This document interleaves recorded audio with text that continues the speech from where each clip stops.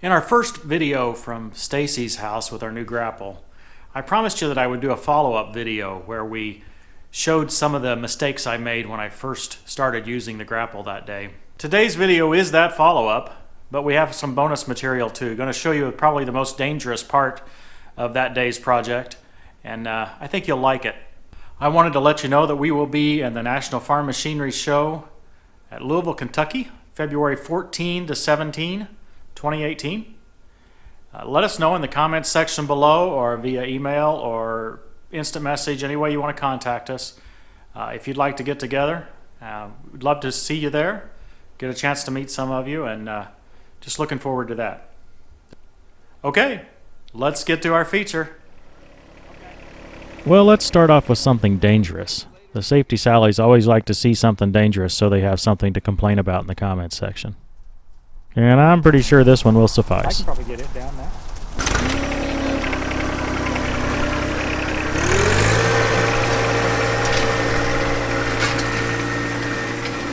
There's a tree up here in front of the tractor that's broken and fallen into another tree. That's the one we're looking at here. Obviously, we have to get stuff like this out of Stacy's yard. This is really dangerous. First, we need to get the tree off the stump, then we can get better access to it. I was pretty sure the tree wouldn't fall with this action. But as you can see, I'm looking at it. You have to be concerned in a situation like this and keep watching. Okay, success on that. Now I'd like to get a feel for it just to see how heavy it is and what kind of strain is on the left side and things like that. So I'm just going to play with it a little bit here and see what it feels like. Our objective is to get it down without it falling on the fence, and of course to get it down without it hurting someone. As I tug on it here, I realize it's pretty heavy, and I'm a little concerned that it might just come right over on the tractor. Because of all that leverage it would have, I would have zero control over it once it started to fall. So I decided to back off here, and we'd come up with another approach. Video doesn't show you the appropriate angle, but there's a lot of room above the branch it's leaning on. So Danny decided to take a block or two off. This will make it a lot shorter and reduce that leverage dramatically. Note that Danny's using that same hinge technique that he talked about in the earlier video, only in reverse here. I trim these videos for time constraint. What I want you to understand is that there's a lot of pause and discussion and evaluation of the next step in between each of these actions. My thought is if you can get part of a grapple on it,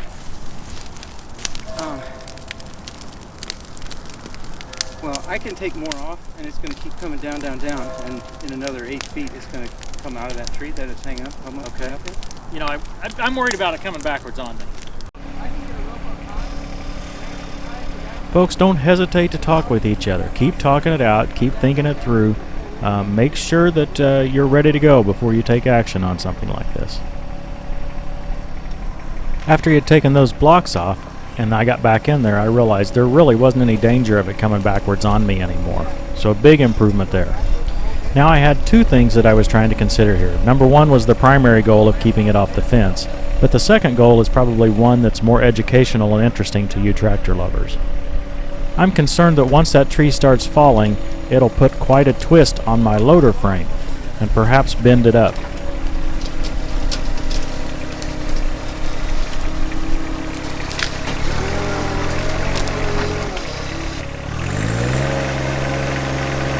So I rev up little Johnny here because I want him to have as much hydraulic flow as he can possibly have. And then as I pull it out, I lower the loader as quickly as I can to remove that stress. Whew, it's down on the ground. Hit the fence a little bit, but not enough to cause any damage, and put some twisting strain on the loader frame, but again, I don't believe enough to cause any damage. It was in a twisted bind here. I couldn't loosen the grapple until he saw the log. Okay, let's look now at some lessons learned. Remember, this is the first use of my new grapple and probably the first 5 or 10 loads. It seemed logical to me to go grab these individual logs and kind of create a pile with them and then pick them up together. What I found was that at least with the limited skill that I had developed to that point, It would be a lot easier just to pick up the individual logs and haul them to the destination, as long as that destination was close.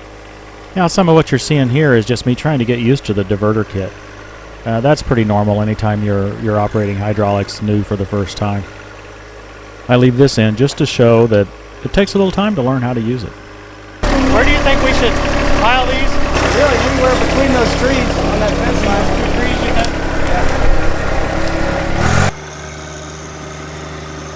Back to the multiple log pickup. Here's how I handled a similar challenge on the second day.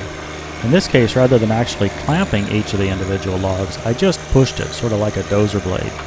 I was able to really quickly push those right around there and then focus on clamping them together.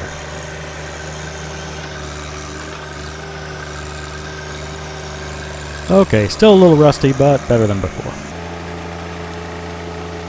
Time for the next lesson. This one was probably the most embarrassing and actually the most difficult for me to see because of my angle. I didn't recognize what was going on. Uh-oh.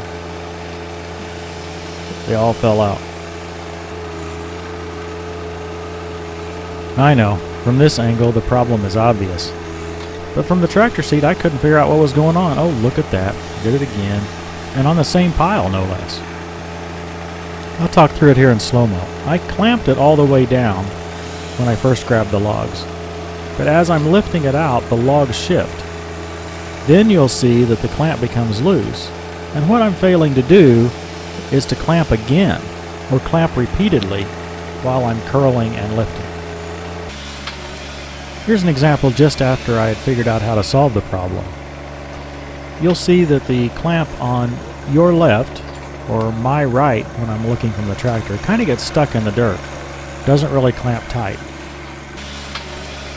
If you watch close here, as I raise, I continue to clamp. And you see that clamp going down and getting tighter around the wood.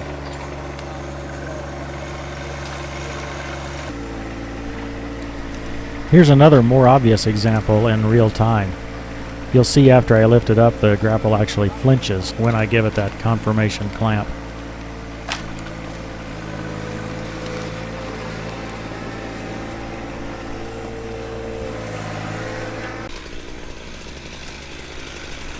Okay, here's an easy one. Don't let your crew do too much extra effort with those logs, moving them around and stuff. It's easy for the tractor to kind of slide them and get them where you need. You really don't need your crew to be lifting them and pulling them, etc. But it does show something interesting about the grapple. Having the bed like this allows you to put something on it. Okay, this is interesting. I struggled with the angle of approach, what I should use. In this case, you'll see that I actually dug into the dirt way too far when I was approaching those two logs. What I later found was that I could kind of skim along the surface there, maybe pretty well horizontal, or I could approach it vertically like you're seeing here and squeeze together like that. In this case, I used both approaches. Approached it horizontally, pushing all the limbs into a pile, and then turning vertical so I could clamp. Here's a helpful tip. Where possible, try to approach your load straight on so that you don't have to look at it from the end like I was doing here. Especially when it's smaller sticks. This becomes really hard to pick up with the grapple. Once you start moving around, you really make a mess. And yeah, this clip shows how not to do it. Well, I hope you enjoyed the video. Leave your comments below. We'd love to hear them. Yeah, about the dangerous stuff, as well as about the lessons learned. Just remember, take it easy on me. Those were my first few practice attempts with the grapple. And as you saw in the last video, which if you haven't seen the last video, I'll put a link in the description, a link in the end screen as well. But as you saw in the last video, I caught on to it pretty quick. This grapple is amazing. Special thanks to Artillian for providing it. And thanks to you guys for watching. We'll see you next time on Tractor Time with Tim.